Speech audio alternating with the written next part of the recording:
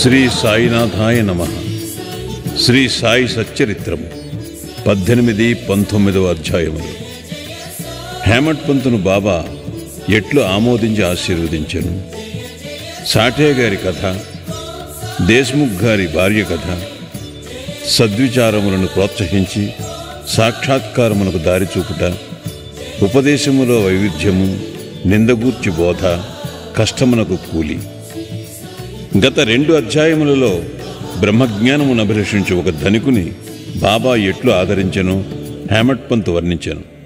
రాబో 2 అధ్యాయములలో హేమట్ పంతును బాబా ఎట్లు ఆమోదించి ఆశీర్వదించెనో, బాబా ఎట్లు తమ భక్తులలో మంచి ఆలోచనలు ప్రేరేపించి మోక్షమునకు మార్గము చూపుచుండెనో, ఆత్మోన్నతి గూర్చి, పరనిందా వాక్యములు గూర్చి, ఇతరుల కష్టములకు ఇవ్వవలసిన ప్రతిఫలమును గూర్చి బాబావారి ప్రబోధములెట్టివో వర్ణింతుము. ప్రస్తావన: సద్గురువు మొట్టమొదట తన శిష్యుల యోగ్యతను కనిపెట్టి వారి మనస్సు కలత చెందకుండా తగిన బోధ చేసి తుదకు వారి లక్ష్యమైన ఆత్మసాక్షాత్కారమునకు దారి చూపునన్న విషయము అందరికీ తెలిసినదే.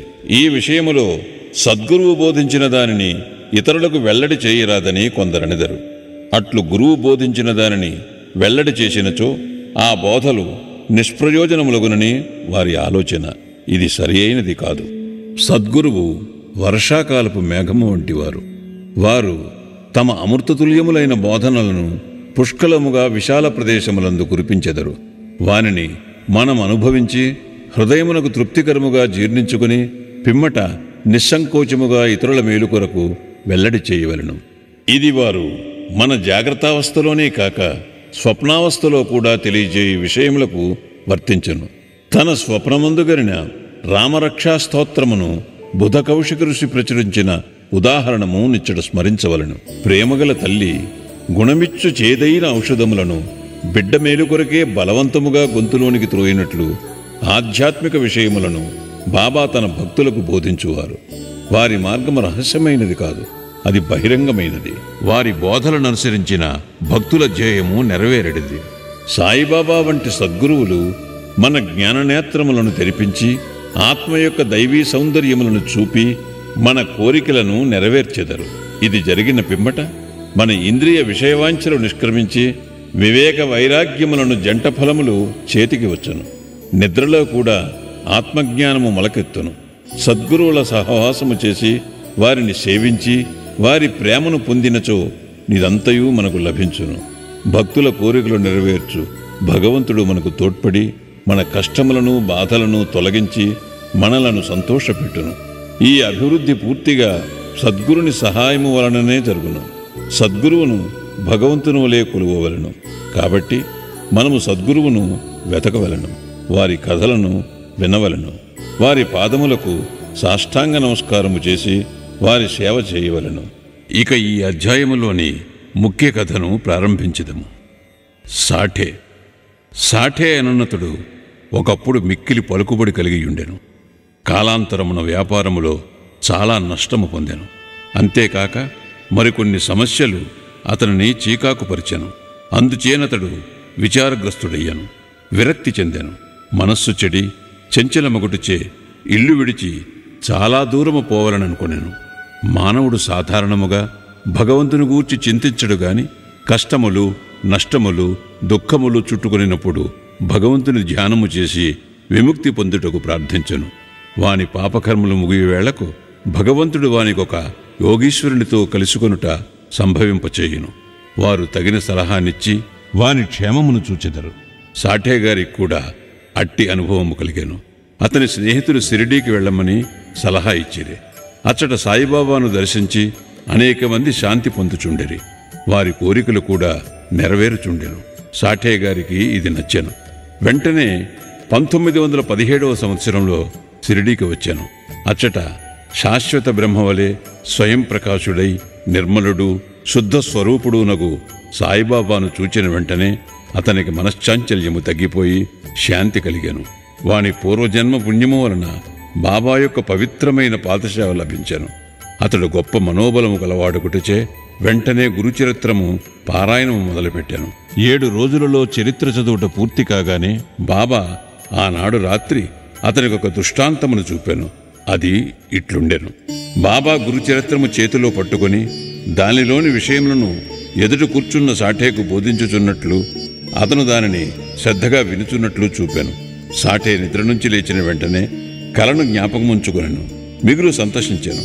అజ్ఞానమనే నిద్రలో గుర్రు పెట్టి నిద్రపోవచ్చున్న తన వంటి వారిని లేపి గురుచరితామృతమును రుచిచూపుట బాబా యొక్క దయార్థ హృదయమే కదా అనుకొనెను. ఆ మరుసటి దినము ఆ దృశ్యమును కాకాసాహెబ్ దీక్షితుకు తెలియజేసి దాని భావమేమైయుండునో సాయిబాబాను అడిగి తెలుసుకునమనెను. 1 సప్తాహము చాలునో లేక ఇంకొక సప్తాహము పారాయణము చేయవలెనో కనుగొనమనెను.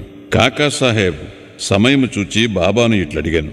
ఓ దేవా, ఈ దృశ్యము వలన సాఠేకు ఏమని చెప్ప నిశ్చయించితివి? అతడు ఊరుకొనవలనా లేక ఇంకొక సప్తాహము పారాయణము చేయవలనా? అతడు అమాయక భక్తుడు. అతని కోరిక నెరవేరవలను. అతనికి దృష్టాంతమును బోధించవలను. వానిని ఆశీర్వదింపుడు అనెను. అందుకు బాబా, అతడు గురుచరిత్రం ఇంకొక సప్తాహము పారాయణ చేయవలను. ఆ గ్రంథమునే జాగ్రత్తగా పఠించినచో అతడు పావనుడగును, మేలు పొందగలడు. భగవంతుడు ప్రీతి చెంది వానిని ప్రపంచబంధముల నుండి తప్పించును అనెను.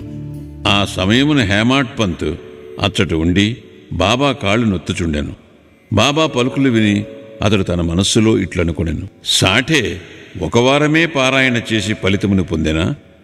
నేను 40 సంవత్సరముల నుంచి పారాయణ చేయుచున్నాను, కానీ నాకు ఫలితం లేదు కదా. అతడిక్కడ 7 దినములు మాత్రమే నివసించాను. నేను 7 సంవత్సరముల నుంచి ఉన్నాను. నా ప్రయత్నములు నిష్ఫలమా ఏమి?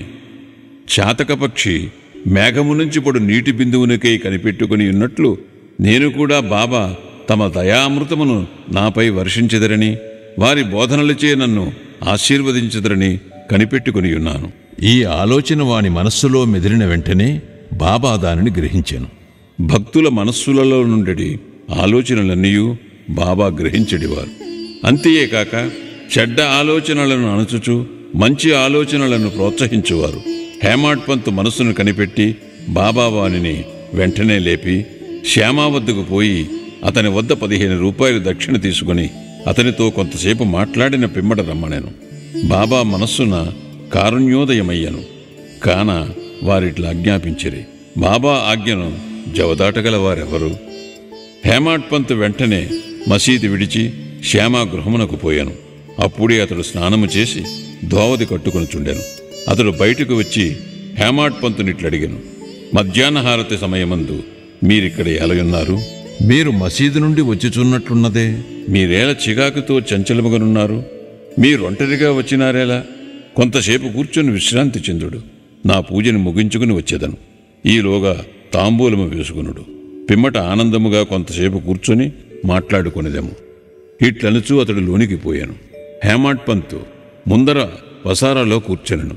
కిటికీలో ఏకనాథ భాగవతమును ప్రసిద్ధ మరాఠీ గ్రంథముండెను.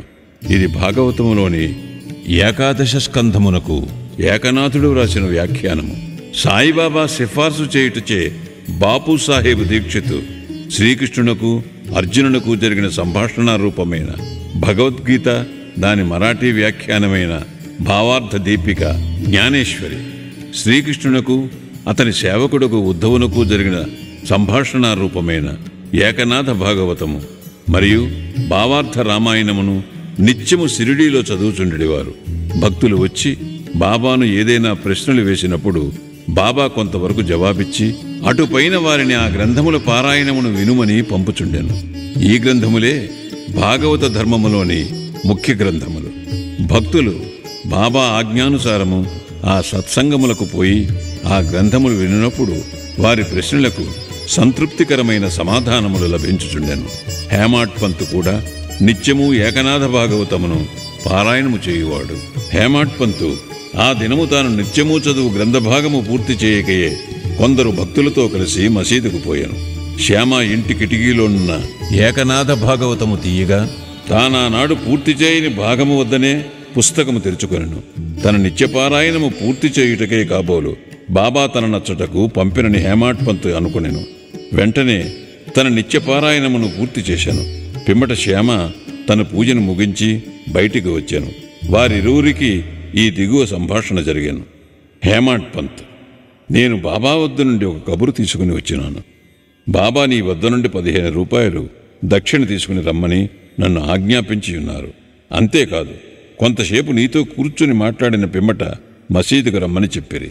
శ్యామ ఆశ్చర్యముతో, నా వద్ద డబ్బు లేదు, నా 15 సాష్టాంగ నమస్కారములు పైకమునకు బదులుగా బాబాకు సమర్పింపు. హేమాడ్ పంత్, సరే, నీ నమస్కారములు ఆమోదించబడెను. మనము కూర్చుని కొంతసేపు మాట్లాడుకునేదేము. మన పాపములను నశింపచేయనట్టి బాబా లీలలను కథలను చెప్పము. శ్యామ, అయితే కొంతసేపు కూర్చునము. ఈ బాబా లీలలు మిక్కిలి ఆశ్చర్యకరమైనవని నీకిదివరకే తెలియను. నేను పల్లెటూరివాడను, నీవా చదువుకున్న పట్టణవాసివి. నీవిక్కడికి వచ్చిన తరువాత కొన్ని లీలలను చూచియే ఎందువు. వానిని నీ ముందు నేనెట్లు వర్ణించగలను? సరే, ఈ తమలపాకులు వక్కా సున్నము తీసుకుని తాంబూలము వేసుకును. నేను లోపలకు పోయి దుస్తులు ధరించి వచ్చేదను. కొద్ది నిమిషములలో శ్యామ బయటికి వచ్చి హేమాడ్ పంతుతో మాట్లాడుచూ కూర్చునను. అతడిట్లనియను, ఈ బాబా లీల కనుగొన శక్యము కానిది. వారి లీలలకు అంతులేదు. వారినెవరు గమనించగలరు? వారి లీలలతో వినోదించున్నట్లు అగుపడినను వారు వాని నంటినట్లు కనిపించరు.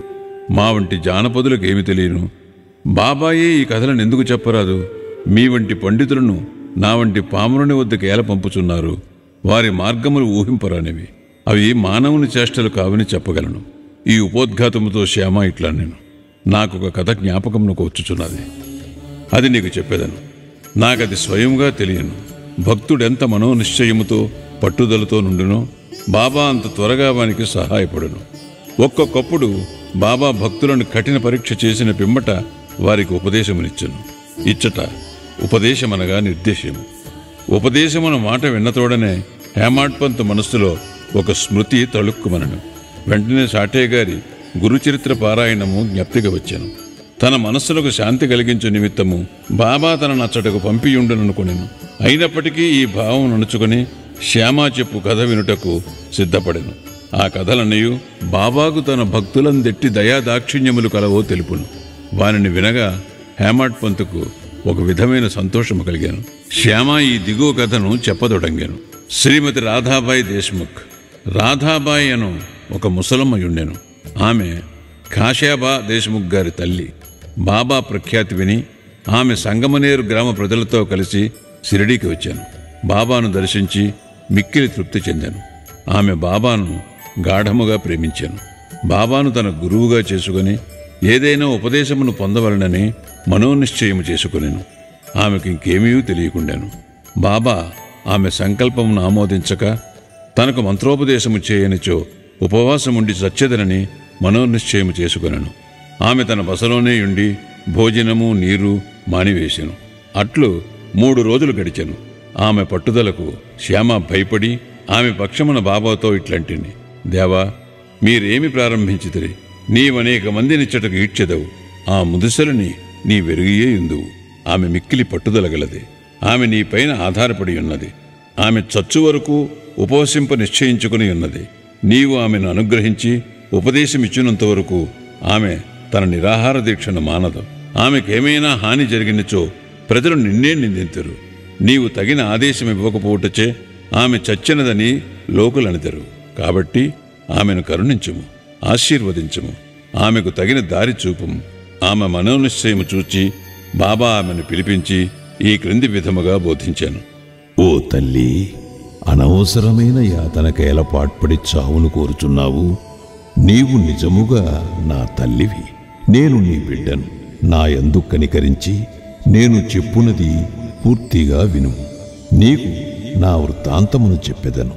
నీవు దానిని బాగా వినినచో నీకది మేలు చేయును. నాకొక గురువు ఉండెను.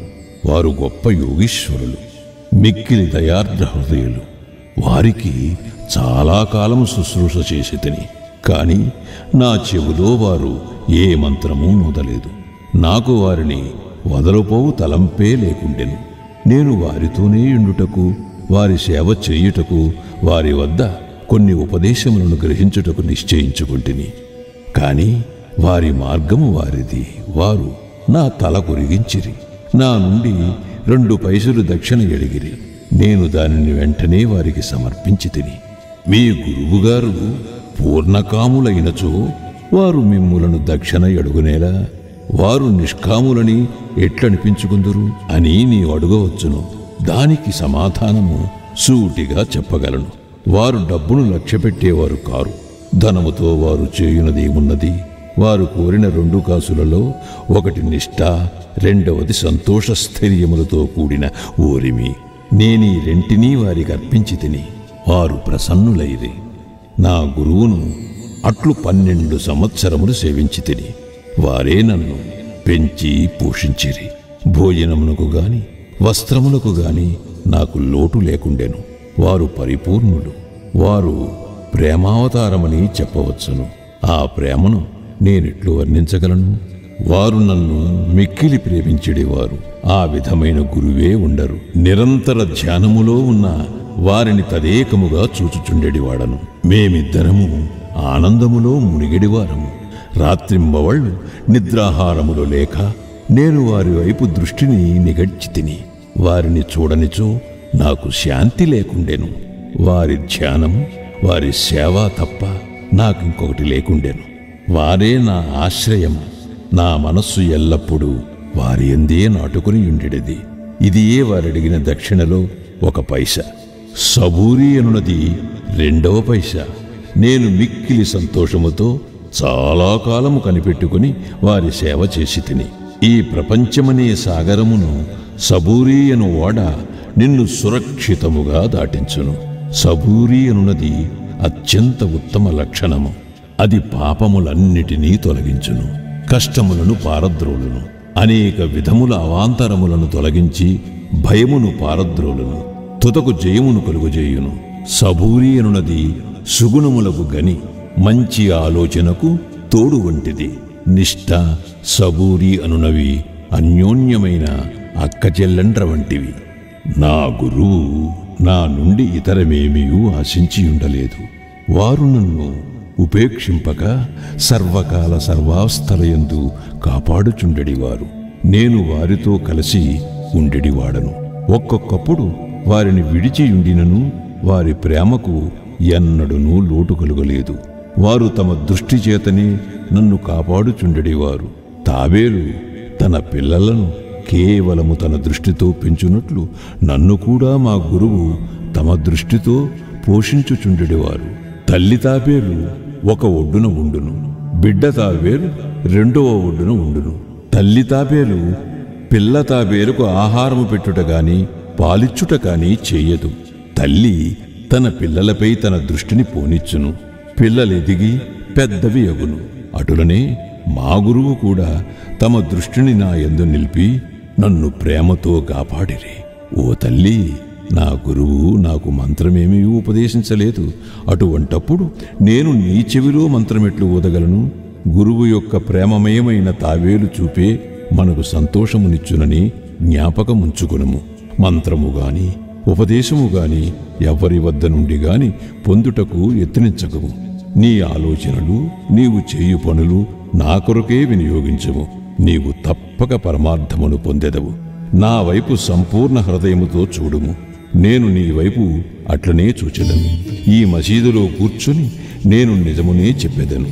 నిజము తప్ప మరేమియూ మాట్లాడను. ఏ సాధనలు గాని 6 శాస్త్రములలో ప్రావీణ్యము గాని అవసరము లేదు. నీ గురువునందు ప్రేమ విశ్వాసములు నుంచుము. గురువే సర్వమును చేయువాడనియు కర్తయనియు పూర్తిగా నమ్ముము. ఎవరైతే గురువు యొక్క మహిమను గొప్పతనమును గ్రహించెదరో, ఎవరైతే గురుని బ్రహ్మ విష్ణు మహేశ్వర స్వరూపుడని ఎంచెదరో వారే ధన్యులు. ఈ ప్రకారముగా ఉపదేశించి బాబా ఆ ముసలమ్మను ఒప్పించాను. ఆమె బాబాకు నమస్కరించి ఉపవాసమును వదులుకొనెను.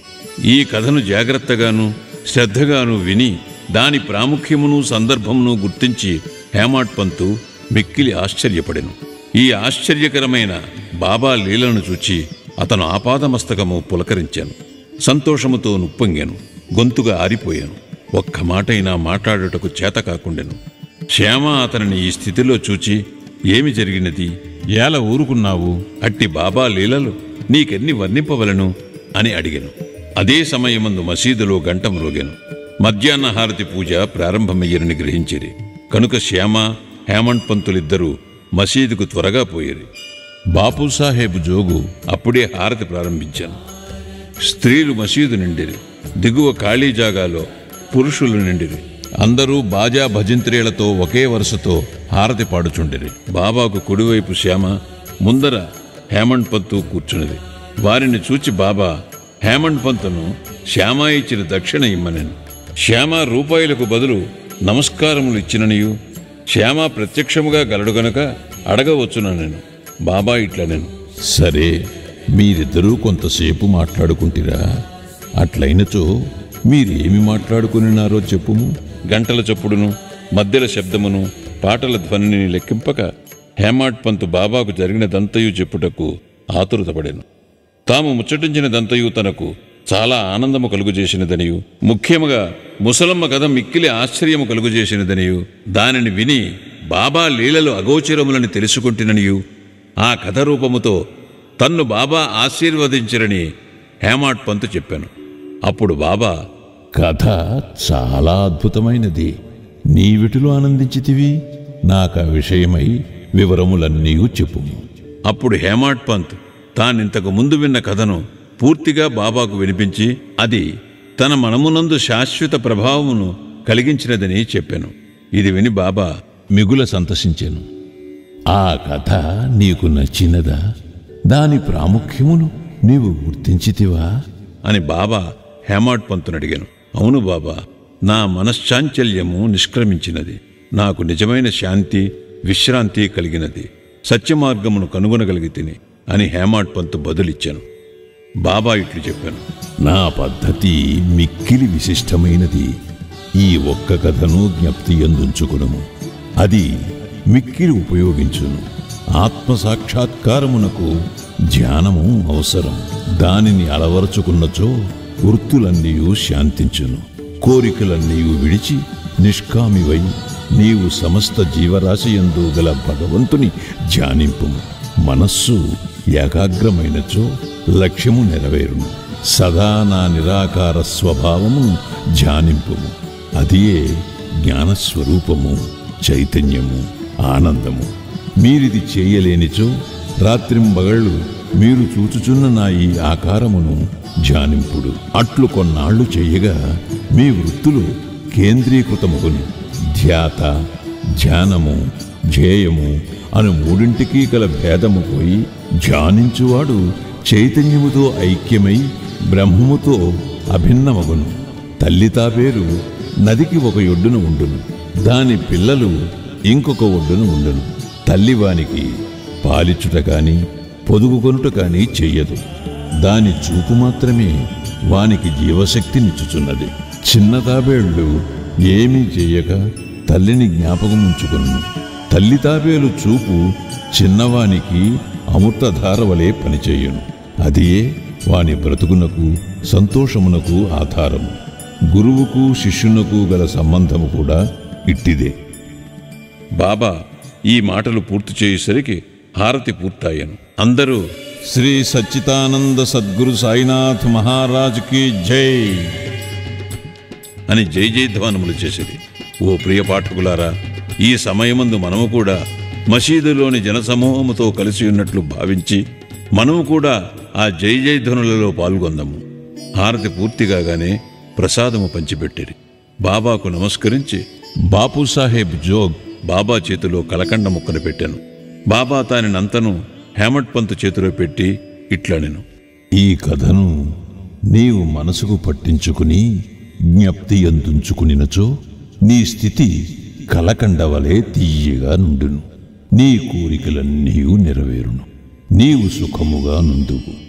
హేమంత్ పంతు బాబాకు సాష్టాంగ నమస్కారము చేసి, ఇట్లు ఎల్లప్పుడూ నన్ను అనుగ్రహించుము, ఆశీర్వదించుము, కాపాడుము అని ప్రార్థించాను. అందుకు బాబా ఇట్లు జవాబిచ్చాను, ఈ కథను వినుము. దీనిని మరణము చేయుము, నిధిధ్యాసనము చేయుము. అట్లయినచో నీవు భగవంతుని ఎల్లప్పుడూ జ్ఞప్తి యందుంచుకుని ధ్యానించెదవు. భగవంతుడు నీ ముందర ప్రత్యక్షమగును. ఓ ప్రియమైన చదువురులారా, అప్పుడు హేమంత్ పంతుకు కలకండ ప్రసాదము దొరికెను. ఇప్పుడు మనము ఈ కథయనే కలకండ ప్రసాదము పొందెదము. దానిని హృదయపూరితముగా సేవించి ధ్యానించి మనస్సును నిలిపెదము. అట్లు బాబా కృపచే బలముగాను సంతోషముగాను ఉండెదము. తదాస్తు. 19వ అధ్యాయము చివర హేమాడ్ పంత్ కొన్ని ఇతర విషయములను చెప్పియున్నారు. అవి ఈ దిగువ పొందుపరిచితిమి. మన ప్రవర్తన గూర్చి బాబా ఉపదేశము. ఈ దిగువ చెప్పిన బాబా పలుకులు సాధారణమైనవి అయినప్పటికీ అమూల్యములు. వానిని మనస్సునందుంచుకుని అట్లే చేసినచో అవి మనకు మేలు చేయును. ఏదైనా సంబంధం ఉండనిదే ఒకరు ఇంకొకరి వద్దకు పోరు. ఎవరు గాని ఎట్టి జంతువు కాని నీ వద్దకు వచ్చినచో నిర్దాక్షిణ్యముగా వానిని తరిమివేయకుము. వానిని సాదరముగా చూడుము. దాహము గల వారికి నీరిచ్చినచో, ఆకలితో ఉన్నవారికి అన్నము పెట్టినచో, బట్టలు లేని వారికి బట్టలిచ్చినచో, నీ ఇంటి వసారా ఇతరులు కూర్చుండుటకు విశ్రాంతి తీసుకొనుటకు వినియోగించినచో నిశ్చయముగా భగవంతుడు మిక్కిలి ప్రీతి చెందును. ఎవరైనా ధన సహాయము కోరి నీ వద్దకు వచ్చినచో నీకిచ్చుట ఇష్టము లేకున్నా నీవు ఇవ్వనక్కరలేదు. కాని వానిపై కుక్కవలే మొరగవద్దు. ఇతరులు నిన్నెంతగా నిందించినను నీవు కఠినముగా జవాబు నిప్పకుము. అట్టి వానిని నీవెల్లప్పుడూ ఓర్చుకునినచో నిశ్చయముగా నీకు సంతోషము కలుగును. ప్రపంచము తలకిందులైనప్పటికీ నీవు చెలించకుము. నీవున్న చోటనే స్థైర్యముగా నిలచి నెమ్మదిగా నీ ముందర జరుగుతున్న నాటకమును చూచుచుండుము. నీకు నాకు మధ్యగల గోడను నిర్మూలించుము. అప్పుడు మనమిద్దరము కలియు మార్గము ఏర్పడును. నాకు నీకు భేదము గలదనుటే భక్తుని గురువునకు దూరముగా నుంచుచున్నది. దానిని నశింపచేయనిచో మనకు ఐక్యత కలుగదు. అల్లా మాలిక్ భగవంతుడే సర్వాధికారి. ఇతరులెవరూ మనలను కాపాడువారు కారు. భగవంతుని మార్గము అసామాన్యము, మిక్కిలి విలువైనది, కనుగొన వీలులేనిది. వారి ఇచ్ఛానుసారమే మనము నడిచెదము. మన కోరికలను వారు నెరవేర్చెదరు, మనకు దారి చూపెదరు. రుణానుబంధముచే మనమందరము కలిసితిమి. ఒకరికొకరు తోడ్పడి ప్రేమించి సుఖముగాను సంతోషముగాను ఉందుముగాక. ఎవరైతే తమ జీవిత పరమావధిని పొందెదరో వారు అమరులై సుఖముగా నుండెదరు. తక్కిన వారందరూ పేరునకే ఊపిరి సలుపు వరకు మాత్రమే బ్రతికెదరు. సద్విచారములను ప్రోత్సహించి సాక్షాత్కారమునకు దారి చూపుట. సాయిబాబా సద్విచారములను ఎట్లు ప్రోత్సహించుచుండెనో తెలుసుకొనుట మిగులు ఆసక్తికరముగా నుండును.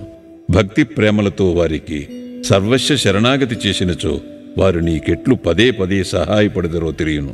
ప్రక్కనుంచి లేవగానే నీకేమైనా మంచి ఆలోచన కలిగినా దానిని తరువాత పగలంతయు వృద్ధి చేసినచో నీ మేధాశక్తి వృద్ధి పొందును, నీ మనస్సు శాంతి పొందును. హేమాడ్ పంత్ దీనికై ప్రయత్నించదలచను. ఒక బుధవారము రాత్రి పండుకునేటప్పుడు ఇట్లనుకునెను, రేపు గురువారం, శుభదినము, షిరిడీ పవిత్రమైన స్థలము కావున రేపటి దినమంతయు రామనామస్మరణతోనే కాలము గడిపెదను అని నిశ్చయించుకుని పరుండెను. ఆ మరుసటి దినము లేవగానే రామనామము ప్రయత్నము లేకుండా జ్ఞప్తికి వచ్చాను. అతడు మిక్కిలి సంతసించాను.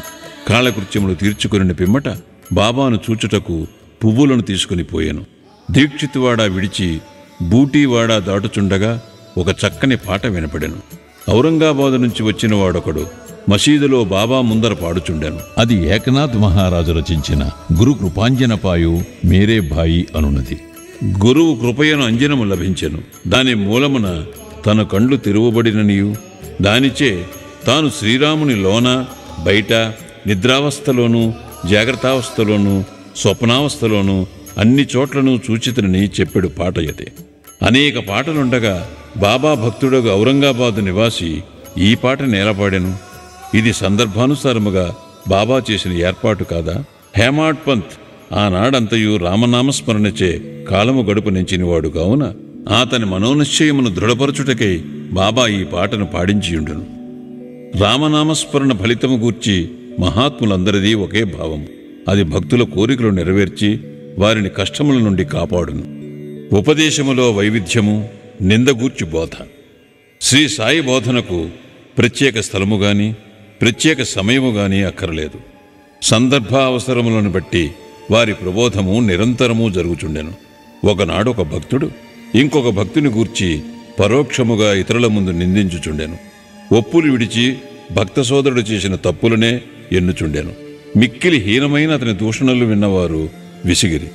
అనవసరముగా ఇతరులను నిందించుటచే అసూయ, దురభిప్రాయము మొదలుగునవి కలుగును. యోగులు నిందలను ఇంకొక విధముగా భావించెదరు. మలినమును పోగొట్టుటకు అనేక మార్గములు కలవు. సబ్బుతో మాలిన్యమును కడుగవచ్చును. పరులను నిందించు వాని మార్గము వేరు. ఇతరుల మలినములను వాడు తన నాలుకతో శుభ్రపరచును. ఒక విధముగా వాడు నిందించువానికి సేవ చేయుచున్నాడు. ఎట్లన వాని మలినమును వీడు తన నాలుకతో శుభ్రపరచుచున్నాడు. కావున తిట్టబడినవాడు తిట్టిన వానికి కృతజ్ఞతలు తెలుపవలను. అట్లు పరనిందకు పాల్పడిన వారిని బాబా సరిదిద్దిన పద్ధతి విశిష్టమైనది. నిందించువాడు చేసిన అపరాధమును బాబా సర్వజ్ఞుడొకటిచే గ్రహించాను. మిట్ట మధ్యాహ్నము బాబా లెండీ తోటకు పోవునప్పుడు వాడు బాబాను దర్శించాను. బాబా వానికి ఒక పందిని చూపి ఇట్లనెను, చూడుము, ఈ పంది అమేధ్యమును ఎంత రుచిగా తినుచున్నదో నీ స్వభావము కూడా అట్టిదే. ఎంత ఆనందముగా నీ సాటి సోదరుని తిట్టుచున్నావు. ఎంతయో పుణ్యము చేయగా నీకీ మానవ జన్మ లభించినది. ఇట్లు చేసినచో షిరిడీ దర్శనము నీకు తోడ్పడునా? భక్తుడు నీతిని గ్రహించి వెంటనే పోయెను. ఈ విధముగా బాబా సమయము వచ్చినప్పుడెల్లా ఉపదేశించుచుండెడివారు. ఈ ఉపదేశములను మనస్సునందుంచుకొని పాటించినచో ఆత్మసాక్షాత్కారము దూరము కాదు. ఒక లోకోక్తి కలదు, నా దేవుడున్నచో నాకు మంచముపైన కూడా బువ్వ పుట్టును. అది భోజనము, వస్త్రములను గూర్చి చెప్పినది. ఎవరైనా దీనిని ఆధ్యాత్మిక విషయమే నమ్ముకొని ఊరుకున్నచో చెడిపోయేదరు. ఆత్మసాక్షాత్కారమునకై సాధ్యమైనంత పాటుపడవలను. ఎంత కృషి చేసినా అంత మేలు. బాబా తాను సర్వాంతర్యామినని చెప్పేవారు. అన్నిటియందు అనగా భూమి, గాలి, దేశము, ప్రపంచము, వెలుతురు, స్వర్గములందు వారు గలరు. ఆయన అనంతుడు. ఆ కనిపించడి 3.5 మూరల దేహమే బాబా అని అనుకున్న వారికి పాఠము చెప్పుటకే వారు ఈ రూపముతో అవతారమెత్తిరి. బాబాకు సర్వస్వ శరణాగతి చేసి అహర్నిశలు వారినే ధ్యానించినచో చక్కెర, తీపి, కెరటములు, సముద్రము, కన్ను, కాంతి కలిసి ఉన్నట్లే శ్రీ సాయితో తదాత్మీయతను పొందెదరు. ఎవరైతే చావు పుట్టుకుల నుండి తప్పించుకొనుటకు ప్రయత్నించెదరో వారు శాంతము, స్థిరమైన మనస్సుతో ధార్మిక జీవనము గడుపవలను. ఇతరుల మనస్సు బాధించినట్లు మాట్లాడరాదు. మేలొనరించు పనులనే చేయుచుండవలను. తన కర్తవ్య కర్మలను ఆచరించుచు భగవంతునికి సర్వస్వ శరణాగతి చేయవలను. వాడు దేనికి భయపడనవసరము లేదు. ఎవరైతే భగవంతుని పూర్తిగా నమ్మెదరో, వారి లీలలను విని ఇతరులకు చెప్పెదరో, ఇతర విషయములేమియూ ఆలోచించరో వారు తప్పక ఆత్మసాక్షాత్కారము పొందుదరు. అనేక మందికి బాబా తన నామమును జ్ఞప్తియందుంచుకుని శరణు వేడుమన్ను. తానెవరూ అనుదానిని తెలుసుకునగోరు వారికి శ్రవణమును మననమును చేయుమని సలహా ఇచ్చడివారు. కొందరికి భగవన్నామమును జ్ఞప్తియందుంచుకునమనువారు. కొందరికి తమ లీలలు వినుట, కొందరికి తమ పాదపూజ, కొందరికి ఆధ్యాత్మ రామాయణము, జ్ఞానేశ్వరి మొదలగు గ్రంథములు చదువుట, కొందరికి తమ పాదముల వద్ద కూర్చునమనుట, కొందరిని ఖండోపా మందిరమునకు పంపుట, కొందరికి విష్ణు సహస్రనామములు, కొందరికి చాందోగ్యోపనిషత్తు, భగవద్గీత పారాయణ చేయమని విధించుచుండెను. వారి ఉపదేశములకు పరిమితి లేదు, అడ్డు లేదు. కొందరికి స్వయముగా ఉపదేశమునిచ్చేవారు, కొందరికి స్వప్నములో నిచ్చేవారు.